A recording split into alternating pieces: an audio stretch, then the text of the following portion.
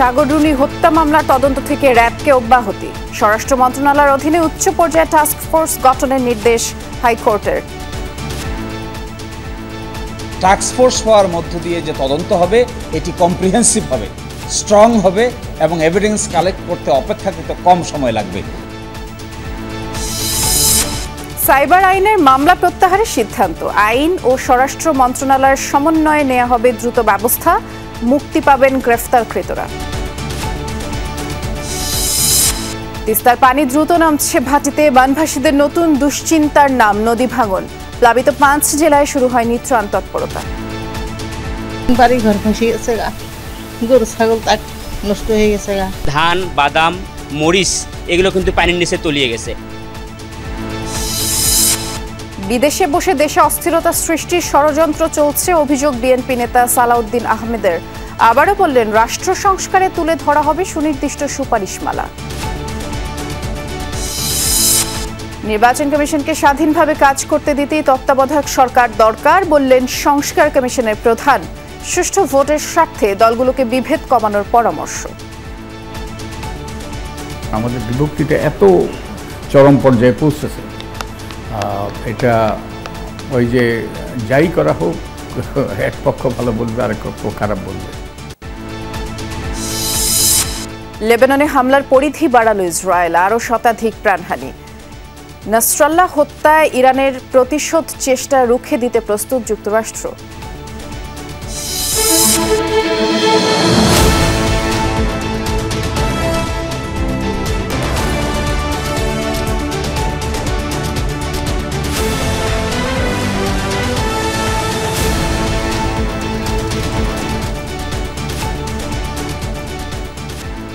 শুভেচ্ছা, দুপুরে বাংলাদেশে আমন্ত্রণ জানাচ্ছি। নুসরাত বৃষ্টির সাথে আছি। শিরোনামগুলো শুনছিলেন। সাংবাদিক দম্পতি সাগর সারওয়ার ও মেহরুন রুনি হত্যা মামলার তদন্তে স্বরাষ্ট্র মন্ত্রণালয়ের অধীনে উচ্চ পর্যায়ে টাস্ক ফোর্স গঠনের নির্দেশ দিয়েছেন আদালত। 6 মাসের মধ্যে প্রতিবেদন জমা দিতে হবে। একই সাথে তদন্ত কাজ থেকে র্যাপিড অ্যাকশন ব্যাটালিয়ন র্যাবকে অব্যাহতি দেওয়া হয়েছে। সকালে উচ্চ আদালতে আদেশ দেন, আর এ সময় আদালত বলেছেন, এত দীর্ঘ সময়ও এই হত্যাকাণ্ডের বিচার না হওয়া দুঃখজনক। বিচারের এই পর্যায়ে এসে রাষ্ট্রপক্ষের আগ্রহ দেখানোকে ইতিবাচক উল্লেখ করেন আদালত। 2025 সালের 6 এপ্রিল এ সংক্রান্ত পরবর্তী আদেশের দিন ধার্য করা হয়েছে। এর আগে সকালে বিচারপতি ফারাহ মাহবুবের নেতৃত্বাধীন হাইকোর্ট বেঞ্চে সাগররুনি হত্যা মামলার তদন্ত থেকে র্যাবকে সরিয়ে দিতে আবেদন করা হয়। গতকাল সাগররুনি হত্যা মামলায় প্রথমবারের মতো আইনজীবী শিশির মুনিরকে নিয়োগ করেন মামলার বাদী ও রুনির ভাই নওশের আলী রোমান। আইনজীবী শিশির মুনির বলেছেন, ক্রিমিনাল মামলার বিচারের দায়িত্ব রাষ্ট্রের। এ নিয়ে অতিরিক্ত অ্যাটর্নি জেনারেল অনিক আর হক বলেছেন, র্যাব তদন্ত করার এখতিয়ার রাখে না, তারা অপারেশনাল ফোর্স। রিট করে তাদেরকে তদন্ত ভার দিয়ে ঝুলিয়ে রাখা হয়েছিল। বললেন, সত্য উদ্ঘাটন না করার জন্যই কি রিট করা হয়েছিল কিনা সেটি নতুন তদন্তে বেরিয়ে আসবে। 2012 সালের 11 ফেব্রুয়ারি রাতে ঢাকার পশ্চিম রাজারবাজারে এই সাংবাদিক দম্পতি তাদের ভাড়া বাসায় নির্মমভাবে খুন হন। টাস্ক ফোর্স হওয়ার মধ্য দিয়ে যে তদন্ত হবে এটি কম্প্রিহেন্সিভ হবে, স্ট্রং হবে এবং এভিডেন্স কালেক্ট করতে অপেক্ষাকৃত কম সময় লাগবে। সম্পূর্ণ আশাবাদী হওয়ার আসলে যতক্ষণ পর্যন্ত না হয় ততক্ষণ পর্যন্ত তো আশাবাদী হতে পারছি না, কিন্তু আমরা মনে করি যে আসলে এবার কিছু একটা হবে। এবং যেভাবে দেখলাম যে কোর্ট আসলে 6 মাস সময় বেঁধে দিয়েছে, তাতে মনে হচ্ছে সরকার আসলে আন্তরিক এবং যেটা খুব জরুরি। আজকে আদালতের কাছে আর্জি জানিয়েছিলাম যাতে তদন্তকারী যে সংস্থা রয়েছে সেটিকে পরিবর্তন করে স্বরাষ্ট্র মন্ত্রণালয়ের কাছে দায়িত্ব দেওয়া হয় যে অতি শীঘ্র একটি উচ্চ ক্ষমতা সম্পন্ন টাস্ক ফোর্স তৈরি করবে, যেখানে বিভিন্ন এজেন্সির সদস্যরা থাকবেন, যারা এইসব ক্রিমিনাল ইনভেস্টিগেশনে অথবা জিজ্ঞাসাবাদে সব কিছুতে পারঙ্গম। আমরা এ পর্যায়ে হাইকোর্টে যাচ্ছি। এই বিষয়ে বিস্তারিত জানাবেন সহকর্মী মহিউদ্দিন মধু। এই আলোচিত মামলা তদন্তে যে উচ্চ পর্যায়ে টাস্ক ফোর্স, সেটি আসলে কবে থেকে কাজ করতে শুরু করতে পারে, এ বিষয়ে কি ধারণা আছে, একটু বিস্তারিত জানাবেন।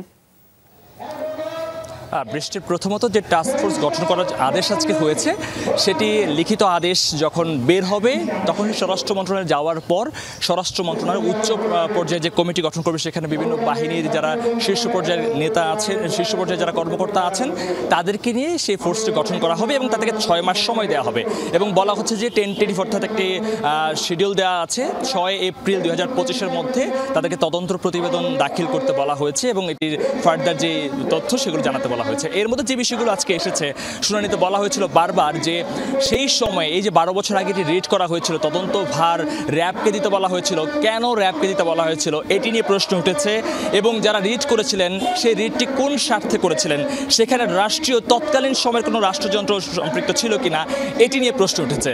আদালত আজকে বলেছে যে এটি একটি শকিং, অর্থাৎ এই শব্দটি তিনি ব্যবহার করে বলেছেন যে কেন এত বছর 113 বার চার্জশিট দাখিলের সময় পেছানো হয়েছে, এর মধ্যে দুরভিসন্ধি দিয়েছিল। র্যাবকে কেন দায়িত্ব দেওয়া হলো, তারা অপারেশনাল ফোর্স হয়ে এটির মধ্যে এক ধরনের দুরভিসন্ধি দিয়েছিল। তারা আশা করছেন এখন যে হত্যা রহস্য সেই জটটি মিটে যাবে। একটি বিষয় এখানে স্পষ্ট করার চেষ্টা করছেন যে র্যাবের পক্ষ থেকে বারবার কিন্তু বাদী যিনি অর্থাৎ রুনির ভাই যিনি তাকে কিন্তু হেনস্থা করা হয়েছে, তিনি কোনো মিডিয়া সাক্ষাৎকার দিলে সেটি নিয়ে তাকে বলা হয়েছিল বারবার, এই বিষয়গুলো বারবার তিনি আজকে উল্লেখ করেছেন। আদালতে শিশির মনির ছিলেন এবং রিটকারীও তৎকালীন সময়ে যিনি রিট করেছিলেন সেই সময় 12 বছর আগে মঞ্জুল মোর্শেদ তিনিও কথা বলেছিলেন, তিনি আজকে উল্টো কথা বলেছেন, তিনি আজকে আবার পিবিআইয়ের কথা বলেছিলেন, তিনি কিন্তু র্যাবের পক্ষে কথা বলেছিলেন, তিনি আজকে বলেছেন পিবিআইকে দেওয়া যায় কিনা। তবে আদালত সেটি গ্রহণ করেনি, পরবর্তীতে টাস্ক ফোর্স গঠন করার কথা বলা হয়েছিল। তবে অতিরিক্ত অ্যাটর্নি জেনারেল যেটি বলেছেন যে ওই সময়ের যে লক্ষ্য উদ্দেশ্য ছিল কি কারণে মামলার বিচার এবং এটি স্থায়ীকরণের জন্য দেরি করা হয়েছিল সেটির পিছনে কি কারণ ছিল এটিও যেন উদ্ঘাটন করা হয়, সেই আবেদনটুকু তারা রাষ্ট্রপক্ষের পক্ষ থেকে তারা আজকে করবেন বলে তারা জানিয়েছেন। তবে আজকে সকালে আমরা যেটি দেখলাম যে প্রথমেই যে আবেদনটি করা হয়েছিল যে র্যাবকে সরিয়ে দেওয়া, এই র্যাবকে সরিয়ে দেওয়ার বিষয়টি আমরা নিশ্চিত হওয়ার জন্য একটি বিষয়ে স্পষ্ট ছিল যে র্যাবকে আসলে কেন দায়িত্ব দেওয়া হয়েছিল, সেটির পেছনের ঘটনাটি মূলত আজকে এখানে এই তদন্তে আসবে নাকি এই হত্যা রহস্য আগে উদ্ঘাটন করা হবে সেটি নিয়ে এখন দোটানা রয়ে গেছে।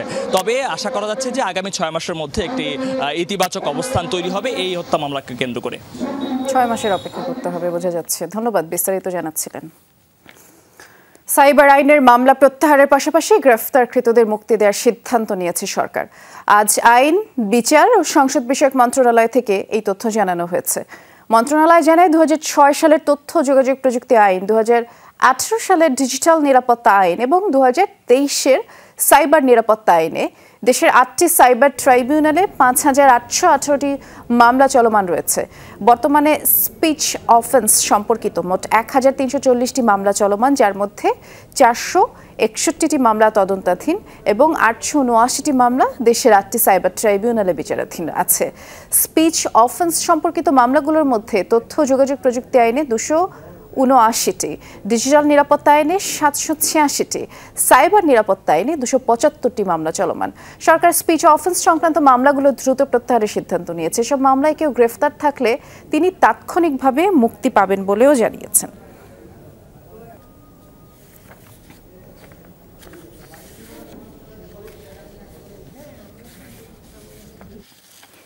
এই ব্যাপারে আরো খোঁজ খবর জানবো আমরা। আমাদের সহকর্মী নূরনবী সরকার সচিবালয়ে আছেন। নূরনবী, মামলাগুলো আসলে কিভাবে প্রত্যাহার হবে এবং গ্রেফতারকৃতরা কিভাবে মুক্তি পাবে সে বিষয়ে একটু জানতে চাচ্ছি।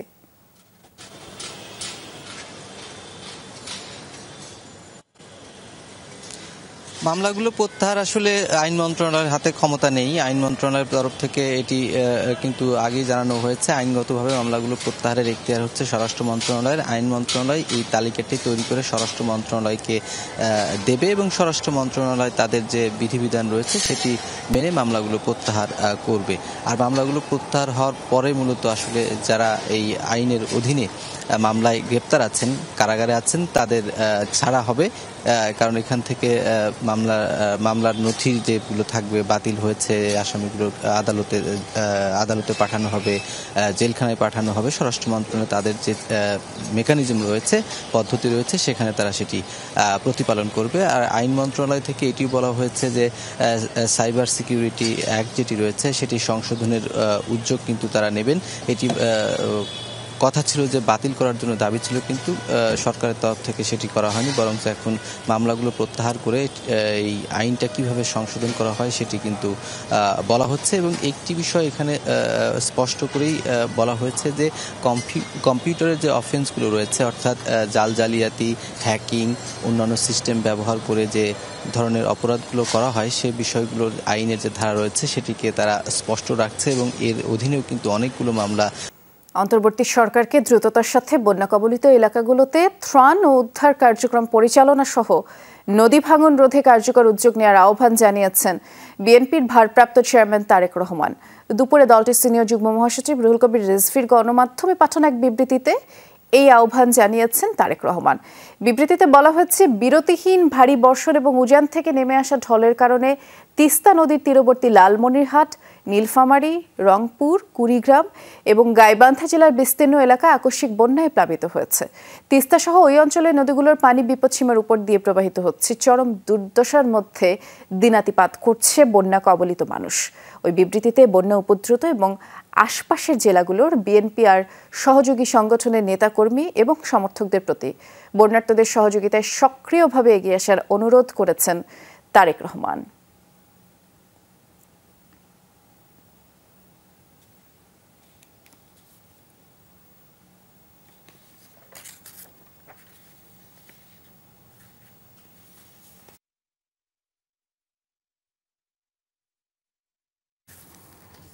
ছাত্র জনতার গণবিপ্লবের পরে যে আকাঙ্ক্ষার সৃষ্টি হয়েছে সেটিকে ধারণ করে সমৃদ্ধ বাংলাদেশ গড়ে তোলা হবে বলে জানিয়েছেন বিএনপি স্থায়ী কমিটির সদস্য সালাউদ্দিন আহমেদ। সকালে জাতীয়তাবাদী ওলামা দলের ৪৫তম প্রতিষ্ঠাবার্ষিকী উপলক্ষে বিএনপির প্রতিষ্ঠাতা প্রয়াত রাষ্ট্রপতি জিয়াউর রহমানের সমাধিতে শ্রদ্ধা জানানো শেষে এ কথা তিনি বলেছেন। দলের এই সিনিয়র নেতা বললেন, দেশে সাম্প্রদায়িক সম্প্রীতি বজায় থাকবে, এটাই চায় বিএনপি। তিনি বলেন, অন্তর্বর্তীকালীন সরকার রাষ্ট্র সংস্কারের ৬টি কমিশন গঠন করেছে, তারা তাদের দায়িত্ব যথাযথভাবে পালন করবেন বলে আশা করেন সালাউদ্দিন আহমেদ। বিএনপিও এই সংস্কার কার্যক্রমে সুনির্দিষ্টভাবে সুপারিশমালা তুলে ধরবে। আর বিদেশে বসে দেশে অস্থিরতা সৃষ্টির ষড়যন্ত্র চলছে, জনগণ সব ষড়যন্ত্র রুখে দেবে বলেও জানান তিনি।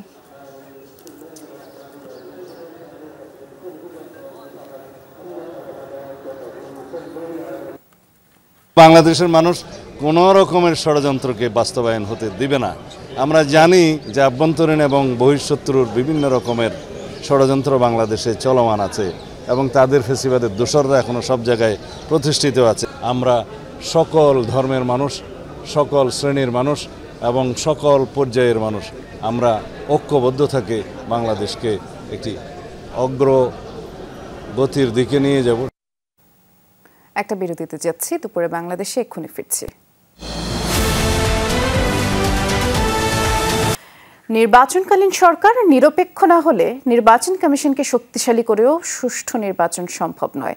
তবে ইসি শক্তিশালী হলে পক্ষপাতমূলক নির্বাচন ঠেকিয়ে দিতে পারে। তাই কমিশনকে স্বাধীনভাবে কাজ করতে দিতেই তত্ত্বাবধায়ক সরকার দরকার, এমন অভিমত ইসি সংস্কার কমিশনের প্রধান বদিউল আলম মজুমদারের।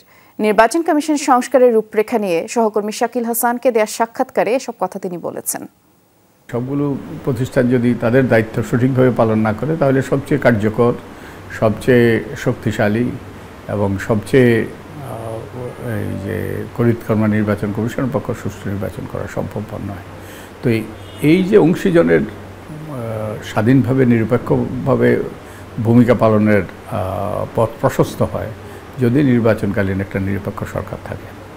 তো তাইলে তত্ত্বাবধায়ক সরকারের অনুপস্থিতি একটা বিরাট সমস্যা ছিল। কিন্তু নির্বাচন কমিশন যদি বদ্ধপরিকর হয় তাহলে হয়তো সুষ্ঠু নির্বাচন করতে পারবে না, কিন্তু তারা অন্তত অসুস্থ নির্বাচন, যেটা আমাদের গণতান্ত্রিক ব্যবস্থাকে ধ্বংস করে দেবে, সেটা তারা প্রতিহত করতে পারে, সেটা তারা বন্ধ করতে পারে। আমি তো মনে করি 2014 সালে যদি রকিবউদ্দিন কমিশন যদি নির্বাচন করতে তারা অপারগতা প্রদর্শন করত, রাজনৈতিক দলগুলোর মধ্যে একটা ঐক্যবদ্ধ হইতো। তাই ওই যে নির্বাচনকালীন সরকার, একই সাথে নির্বাচন কমিশন, এবং এই দুটো হলো সবচেয়ে গুরুত্বপূর্ণ। আপনার কমিশনের পক্ষ থেকে কোন ধরনের প্রস্তাব থাকবে তত্ত্বাবধায়ক সরকার ফিরিয়ে আনার বিষয়ে? হয়তোবা এই বিচারিক প্রক্রিয়ায় আমরা প্রতিকার পাবো, এটা হয়তো ফিরে আসবে। এরপরে যে সংবিধান সংশোধনের কমিটি, তারা হয়তো এটাকে আরও কীভাবে পরিচালিত করা যায়, আরও কার্যকর করা যায়, সে ব্যাপারে হয়তো তারা সুপারিশ করতে পারে। বাংলাদেশের নির্বাচন আসলে কিভাবে আগামী দিনে হওয়া উচিত, এটা আমি 3 মাস পরে আপনাদেরকে বলতে পারবো। আমরা আমাদের যখন এই একত্রে বসবো, আমরা বসে যখন পর্যালোচনা করব, পর্যালোচনা করে আমরা কতগুলো সুপারিশ আমরা প্রণয়ন করব এবং প্রণয়ন করে আমরা সরকারের কাছে দেব। নিরপেক্ষ নির্বাচন কি বাংলাদেশে আসলে সম্ভব? আমার তো মনে হয় করা সম্ভব। এখন দিন দিন দূরও হয়ে যাচ্ছে, এটা ঠিক, কারণ আমাদের বিভক্তিটা এত চরম পর্যায়ে পৌঁছেছে। এটা ওই যে যাই করা হোক, এক পক্ষ ভালো বলবে, আরেক পক্ষ খারাপ বলবে। রাজনৈতিক দলগুলোর ভিতরেও তো গণতন্ত্রের চর্চা হওয়া দরকার, যেটি আমাদের দেশে অনুপস্থিত। সেটি নিয়ে কি আপনার কোনো প্রস্তাবনা থাকবে কিনা? যদি রাজনৈতিক দল গণতান্ত্রিক আচরণ করে, স্বচ্ছ হয়, দায়বদ্ধ হয়, তাহলে গণতান্ত্রিক উত্তরণের পথ সুগম হবে।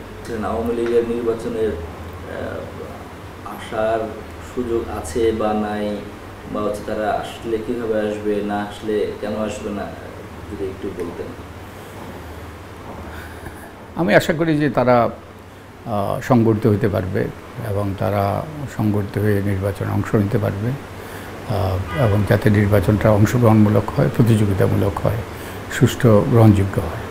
নির্বাচনের সঙ্গে ক্ষমতার যোগ আছে। এদেশে ক্ষমতায় গেলে সব পাওয়া যায়, আর হারলে সব হারাতে হয়। তাই রাজনৈতিক দলগুলো কোনো কিছু হারাতে চায় না, তাই সব নির্বাচনেই তারা জিততে চায়। দলগুলোর জিততে চাওয়ার এই আকাঙ্ক্ষাই সুষ্ঠু নির্বাচনের প্রধান অন্তরায়। এমন মানসিকতা পরিত্যাগ করা গেলে সুষ্ঠু নির্বাচন সম্ভব বলে মনে করছেন নির্বাচন বিশেষজ্ঞরা। শাকিল হাসান, যমুনা নিউজ, ঢাকা। সাবেক প্রধানমন্ত্রী শেখ হাসিনার ছেলে সজীব ওয়াজেদ জয়কে অপহরণ ও হত্যা চেষ্টা মামলায় সাংবাদিক শফিক রেহমানের গ্রেফতারি পরোয়ানা প্রত্যাহার করেছেন আদালত। সকালে সাজার বিরুদ্ধে আপিল দায়েরের শর্তে ঢাকার চিফ মেট্রোপলিটন ম্যাজিস্ট্রেট আদালতে আসেন তিনি। ঢাকার অতিরিক্ত chief metropolitan magistrate Mohammad Mahbubul হকের আদালতে আইনজীবীর মাধ্যমে আত্মসমর্পণ করেন সাংবাদিক শফিক রেহমান। পরে আদালত তার বিরুদ্ধে থাকা গ্রেফতারি পরোয়ানা প্রত্যাহার করেন। এর ফলে জেলে যেতে হচ্ছে না সাপ্তাহিক যায় দিনের প্রতিষ্ঠাতা সম্পাদক শফিক রেহমানকে। প্রজ্ঞাপন অনুযায়ী 1 বছর পর্যন্ত স্থগিত থাকবে শফিক রেহমানের সাজা। এর আগে 2015 সালের 3 আগস্ট পল্টন মডেল থানায় এই সংক্রান্ত মামলা দায়ের হয়। 2023 সালের 17 আগস্ট ঢাকার অতিরিক্ত chief metropolitan magistrate Asaduzzaman Noor এই মামলার রায় ঘোষণা করেন। রায়ে সাংবাদিক শফিক রেহমান এবং মাহমুদুর রহমান সহ 5 জনকে পৃথক 2 ধারায় 7 বছরের কারাদণ্ড দেওয়া হয়। সম্পূর্ণ মিথ্যা বানোয়াট মামলা। এটাকে করা হয়েছে আমার বাকরুদ্ধ করার জন্য, আপনাদের সবার বাকরুদ্ধ করার জন্য, দর্শকদের বঞ্চিত করার জন্য, পাঠকদের বঞ্চিত করার জন্য। এটাই কারণ মামলা। শাহজালাল আন্তর্জাতিক বিমানবন্দরে আটক হয়েছেন সাবেক সংসদ সদস্য সুলতান মোহাম্মদ মনসুর আহমেদ। সকালে তাকে আটক করে ডিবি। এরপরে ডিবি কার্যালয়ে নেওয়া হয়। জানা গেছে ডিবি কার্যালয়ে প্রাথমিকভাবে জিজ্ঞাসাবাদের জন্যই তাকে নেওয়া হয়েছে। সকালে কানাডা থেকে দেশে ফিরে আটক হন ডাকসুর সাবেক ইউভিপি। তিনি ছাত্রলীগের সাবেক সভাপতিও ছিলেন, পালন করেছেন আওয়ামী লীগের কেন্দ্রীয় সাংগঠনিক সম্পাদকের দায়িত্ব। তবে 2007 সালে জরুরি অবস্থার মধ্যে সংস্কারপন্থী হিসেবে চিহ্নিত হন। পরবর্তীতে যোগ দেন ডক্টর কামাল হোসেনের দল গণফোরামে। সেখানে সভাপতি মণ্ডলীর সদস্য হন সুলতান মোহাম্মদ মনসুর আহমেদ। কুষ্টিয়ার দৌলতপুরে এক ইউপি চেয়ারম্যানকে ইউনিয়ন পরিষদ কার্যালয়ের ভেতরেই গুলি করে হত্যা করেছে দুর্বৃত্তরা। বেলা 11:30টার দিকে ফিলিপনগর ইউনিয়নে এই ঘটনা। নিহত নইমুদ্দিন ওরফে সেন্টু উপজেলা বিএনপির সাবেক সহসভাপতি। পুলিশ ও প্রত্যক্ষদর্শীরা জানিয়েছে নইমুদ্দিন ইউনিয়ন পরিষদের নিজ কক্ষে বসে পরিষদের কাজ করছিলেন। এ সময় পেছনের জানালা দিয়ে দুর্বৃত্তরা তাকে লক্ষ্য করে কয়েক রাউন্ড গুলি ছোড়ে এবং গুলির শব্দে আশপাশের লোকজন এগিয়ে আসলে তাদের লক্ষ্য করেও গুলি চালায় দুর্বৃত্তরা। খবর পেয়ে ঘটনাস্থলে যায় পুলিশ ও সেনাবাহিনী। গুলিবিদ্ধ নইমুদ্দিন ঘটনাস্থলেই মারা যান। এই ঘটনায় এলাকায় উত্তেজনা বিরাজ করছে। পরিস্থিতি নিয়ন্ত্রণের চেষ্টা করছে আইনশৃঙ্খলা বাহিনী। দৌলতপুর উপজেলা বিএনপি সভাপতি এবং সাবেক এমপি রেজা আহমেদ বাচ্চু মোল্লা জানিয়েছেন, নইমুদ্দিন একসময় বিএনপির সাথে যুক্ত থাকলেও দীর্ঘদিন তিনি রাজনীতিতে নিষ্ক্রিয় ছিলেন।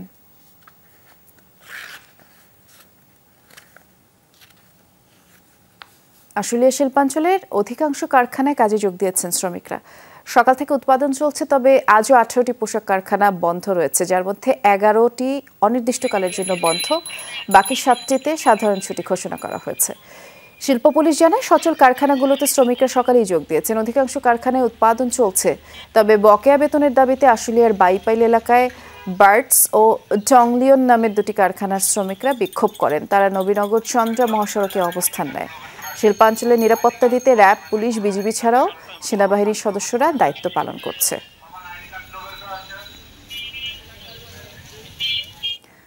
গাজীপুর শিল্পাঞ্চলে কর্মপরিবেশের উন্নতি হচ্ছে। আজও 4টি কারখানা বন্ধ। গতকাল বন্ধ থাকা 5টি কারখানায় সকাল থেকে উৎপাদন শুরু হয়েছে। শিল্প পুলিশ জানিয়েছে পরিস্থিতি এখন স্বাভাবিক।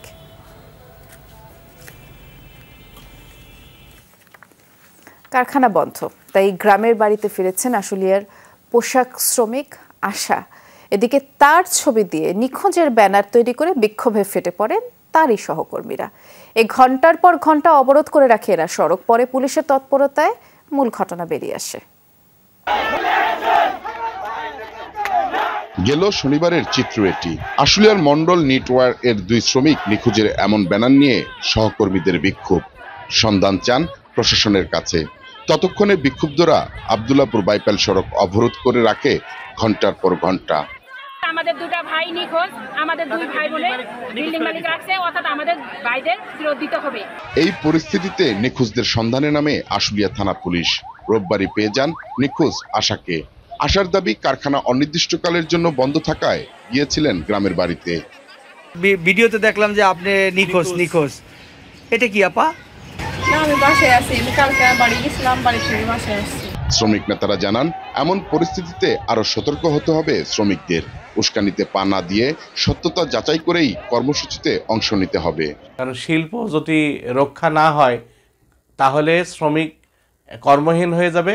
যার কারণে অনুরোধ জানাবো, কোনো ধরনের গুজবে কান না দিয়ে আপনারা আপনাদের কাজে কর্মহীন হয়ে যাবে।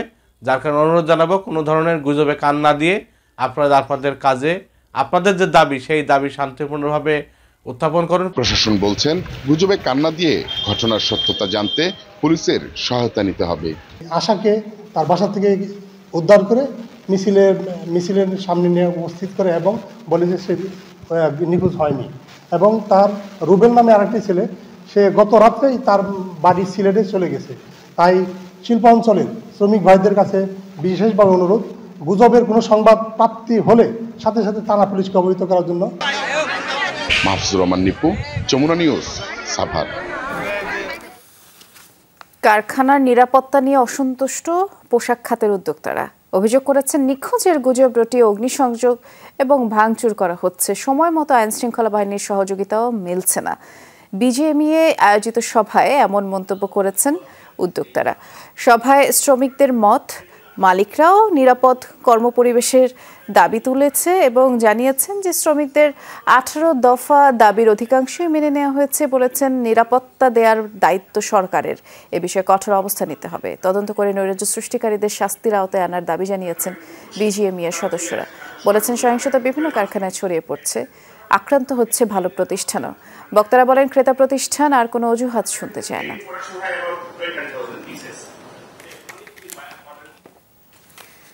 আপনারা যেমনটি জানেন, তিস্তা পাড়ের প্লাবন পরিস্থিতি এবং তিস্তার পানি কিছুটা কমলেও সেখানকার যারা বানভাসী আছেন তাদের দুর্ভোগ কমেনি। লালমনিরহাটের হরিণচড়া এলাকার কি অবস্থা সেটি জানবার চেষ্টা করব এই মুহূর্তে। আমাদের সহকর্মী আনিসুর রহমান আছেন সেখানে।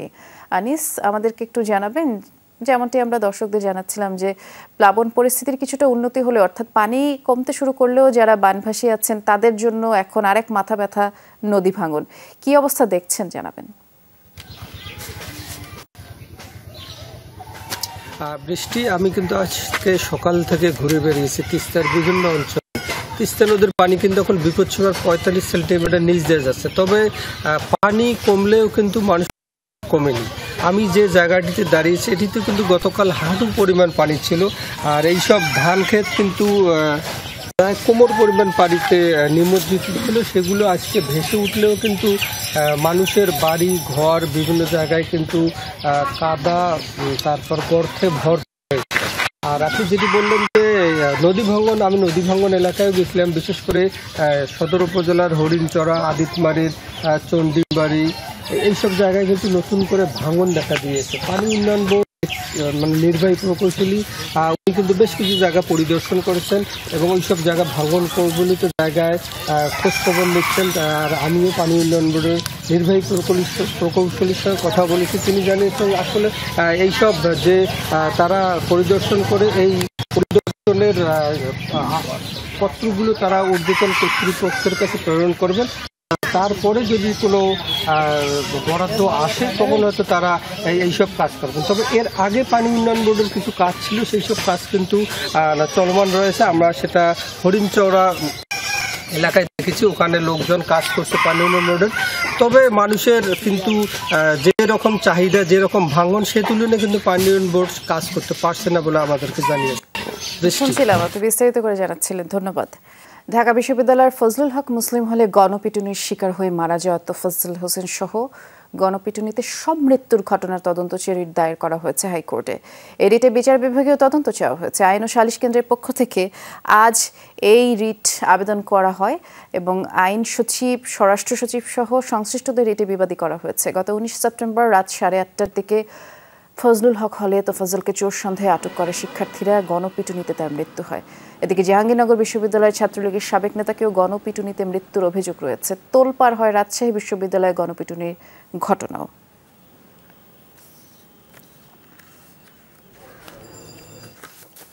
বাড্ডার একটি স্কুলে ছেলে ধরা সন্দেহে গণপিটুনিতে তাসলিমা বেগম রেনু হত্যার মামলার রায় আজ ঘোষণা হচ্ছে না। পরবর্তী তারিখ 9 অক্টোবর ধার্য করা হয়েছে। দুপুরে ঢাকার 6ষ্ঠ অতিরিক্ত মহানগর দায়রা জজ মোহাম্মদ মোর্শেদ আলমের আদালত থেকে এই ঘোষণা আসে। এর আগে 2019 সালের 20 জুলাই রাজধানীর বাড্ডার একটি স্কুলে সন্তানদের ভর্তির বিষয়ে খোঁজ নিতে গিয়ে ছেলে ধরা সন্দেহে গণপিটুনিতে নিহত হন তাসলিমা বেগম রেনু। এ ঘটনায় অজ্ঞাত 500 জনের বিরুদ্ধে হত্যা মামলা করেন রেনুর ভাগ্নে সৈয়দ নাসির উদ্দিন টিটু। এরপর 2020 সালের 10 সেপ্টেম্বর মামলার তদন্ত কর্মকর্তা 13 জনের বিরুদ্ধে অভিযোগপত্র এবং অপ্রাপ্তবয়স্ক 2 জনের বিরুদ্ধে দোষীপত্র দাখিল করেন। 2021 সালে 13 আসামির বিরুদ্ধে অভিযোগও গঠন করেন আদালত। চাকরিতে আবেদনের বয়সসীমা 35 করার দাবিতে শাহবাগে মহাসমাবেশ করেছেন চাকরি প্রার্থীরা। তাদের দাবি সেশন জট, করোনা সহ নানা কারণে বয়সসীমা পার হয়ে যাওয়ায় এখন তারা ভুক্তভোগী। সকালে শাহবাগে জাতীয় জাদুঘরের সামনে মানববন্ধন এবং সমাবেশে তারা বলেছেন চাকরি চান না, অন্তত প্রতিযোগিতা করার সুযোগ চান। চাকরিতে আবেদনের বয়সসীমা বর্তমানে 30, এটাকে অযৌক্তিক এবং বৈষম্য বলছেন আন্দোলনরতরা। তাদের বক্তব্য, বৈষম্যহীন যে রাষ্ট্র গঠনের প্রক্রিয়া শুরু হয়েছে তাতে বয়সসীমা 35 না করলে বৈষম্য থেকেই যাবে। অন্তর্বর্তী সরকারের উপদেষ্টাদের দৃষ্টি আকর্ষণ করে তারা বলছেন দ্রুতই বয়সসীমা বাড়ানোর বিষয়ে যেন নোটিফিকেশন দেওয়া হয়, তা না হলে রাজপথে তাদের আন্দোলন চলবে। সমাবেশে সংহতি জানাতে আসেন নিরাপদ সড়ক চেয়ে আন্দোলনের ইলিয়াস কাঞ্চন। বলেছেন ছাত্র জনতার রক্তের বিনিময়ে তৈরি হওয়া নতুন বাংলাদেশে এমন বৈষম্য থাকতে পারে না। অনেক সেশন জটের কারণে আমাদের অনেক সময় পার হয়ে গেছে, যে জন্য আমরা 35 দাবিটা আমরা যৌক্তিক মনে করছি। একটা ছাত্র যখন জীবনে 4 বছরের জায়গায় 9 বছর লাগতেছে, সে কিন্তু আর কোনো একটা দিনও পাচ্ছে না যে সে চাকরিতে আবেদন করবে। যে অধিকার কোটা বৈষম্যের অধিকারের মাধ্যমে আজকের এই দেশের এই পরিবর্তন, সেই জায়গায় এখনো কেন এই বৈষম্য দিয়ে আছে? দাবি কেন এখনো পর্যন্ত পূরণ হচ্ছে না? রাজনীতি কখনো লাভজনক পথ হতে পারে না।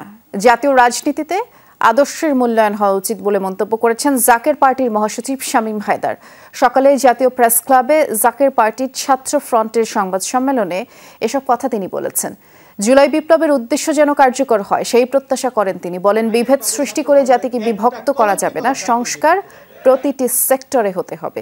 দেশ পুনর্গঠনে ছাত্রদের বড় ভূমিকা রাখতে হবে বলেও মন্তব্য করেন তিনি। 35 বছর জাকের পার্টি সংস্কারের রাজনীতি করেছে বলে দাবি করেন। এ সময় দলটির ছাত্র ফ্রন্টের কেন্দ্রীয় সাধারণ সম্পাদক বলেছেন জাকের পার্টি আওয়ামী লীগ নেতৃত্বাধীন 14 দলীয় জোট বা বিএনপি নেতৃত্বাধীন দলীয় 36 জোটে কখনোই ছিল না।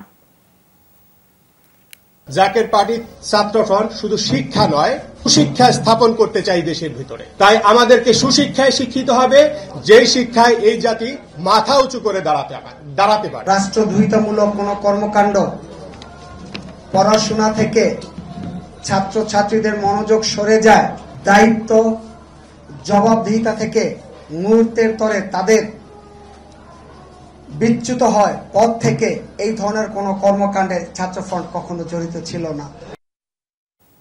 ঢাকা বিশ্ববিদ্যালয়ের সহযোগী অধ্যাপক ডক্টর সামিনা লুৎফাকে ইসলাম বিদ্বেষী ট্যাগ দেওয়ার অভিযোগে প্রতিবাদ মিছিল ও সমাবেশ করেছেন সমাজ বিজ্ঞান বিভাগের শিক্ষার্থীরা। সকালে বিভাগের সামনে থেকেই প্রতিবাদ মিছিল শুরু হয়। পরে রাজু ভাস্কর্যের পাদদেশে সংক্ষিপ্ত সমাবেশে শিক্ষার্থীরা বলেছেন, স্বৈরাচারী সরকারের পতন হলেও ট্যাগিং এর রাজনীতি বন্ধ হয়নি। সামিনা লুৎফা ও কামরুল হাসান মামুনকে ইসলাম বিদ্বেষী বলে যেই ট্যাগ দেয়া হয়েছে তা উদ্দেশ্যমূলক, পরিকল্পিত। সামিনা লুৎফাদের মতো শিক্ষকরা আক্রমণের শিকার হলে শিক্ষা ব্যবস্থা এবং শিক্ষার্থীরা অনিরাপদ হয়ে পড়বে বলেও তাদের মন্তব্য। অবিলম্বে এ ধরনের ট্যাগিং এবং মব জাস্টিস বন্ধের দাবি জানানো হয়েছে। পরিকল্পিতভাবে একজন শিক্ষককে হেনস্থা করা, ইসলাম বিরোধী, ইসলাম বিদ্বেষী ট্যাগ দিয়ে মাইনাস করার যে অপচেষ্টা করা হচ্ছে, সেটা আমরা সাধারণ শিক্ষার্থীরা, আমরা সমাজবিজ্ঞানের শিক্ষার্থীরা প্রতিবাদ জানাই। জানুয়ারি মাসের কয়েকটি পোস্টের কাট পিসকে এনে তার বিরুদ্ধে এখন প্রচারণা চালানো হবে। এই মবের দৌরাত্ম্য যে আসলে মানে ইতোমধ্যে একটি ফ্যাসিবাদী রূপ ধারণ করেছে, তার খুব মানে নগ্ন একটি প্রমাণ হচ্ছে সামিনা লুৎফা ম্যাম এবং কামরুল হাসান মামুন স্যার। চট্টগ্রামের পতেঙ্গা একটি তেলবাহী জাহাজে বিস্ফোরণে 2 জন প্রাণ হারিয়েছে। প্রত্যক্ষদর্শীরা জানায়, সকালে তেল খালাসের সময় বাংলাদেশ শিপিং কর্পোরেশনের অয়েল ট্যাঙ্কার এমটি বাংলার জ্যোতিতে হঠাৎ বিস্ফোরণ হয় এবং নৌযানটিতে আগুন ধরে যায়। খবর পেয়ে ফায়ার সার্ভিস, বিমান বাহিনী এবং নৌবাহিনীর সদস্যরা ঘটনাস্থলে পৌঁছান। দ্রুততম সময়ের মধ্যে আগুন নিয়ন্ত্রণে আনা হয়। এ ঘটনায় 1 জন প্রাণ হারিয়েছেন, তার নাম পরিচয় শনাক্ত হয়নি। এছাড়া ট্যাঙ্কারের 2-1 জন এখনও নিখোঁজ রয়েছেন। কী কারণে এই বিস্ফোরণ তা জানা যায়নি। ক্ষয়ক্ষতি সম্পর্কেও স্পষ্ট ধারণা মেলেনি। আমরা সবাই যার যার মতো ডিউটিতে ছিলাম, হঠাৎ ব্লাস্ট করছে।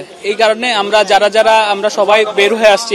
জাস্ট পোর্টে একটু আগে ঢুকে আমরা আমাদের কাজ কামগুলো সিকিউর করে আমরা যার যার মতো আর কি আসি, হঠাৎ করে বিস্ফোরণ। ব্লাস্ট হওয়ার সাথে সাথে ব্ল্যাক আউট হয়ে যায়। আমি 14 দিন স্টপ করে দিই। 14 দিন স্টপ করে দিই। পরে বাইরে আমাদের মাঝি আসছিল, পপুলারে নেট কাটতেছিল। ও বাইরে থেকে চিল্লাচ্ছে, মানে ফায়ার। লেবাননে হামলার পরিধি বাড়িয়েছে ইসরায়েল। বৈরুত সহ দক্ষিণ পশ্চিমাঞ্চল এবং পূর্বাঞ্চলের বিমান হামলায় 24 ঘন্টায় 105 জনের প্রাণ গেছে। সোমবার বৈরুতের কোলা জেলায় আবাসিক এলাকাগুলোতে ভয়াবহ বোমা হামলা হয়। জনবহুল এই অঞ্চলটিতে হামলার ফলে ধ্বংস হয় আবাসিক ভবন সহ অন্যান্য স্থাপনা। হামলা চালানো হয়েছে পূর্বাঞ্চলীয় বেইকা ভ্যালিতেও। 9 জন প্রাণ হারিয়েছেন সেখানে। বোমা হামলায় অন্তত 33 জনের মৃত্যু হয় হারমেল শহরে। বিগত কয়েকদিন বৈরুতের দক্ষিণাঞ্চলে হামলা চালালেও এবার রাজধানীতে আরও ভেতরে আক্রমণ করল ইসরায়েল। সংঘাত বাড়ার শঙ্কায় আছেন সাধারণ লেবানিজরা।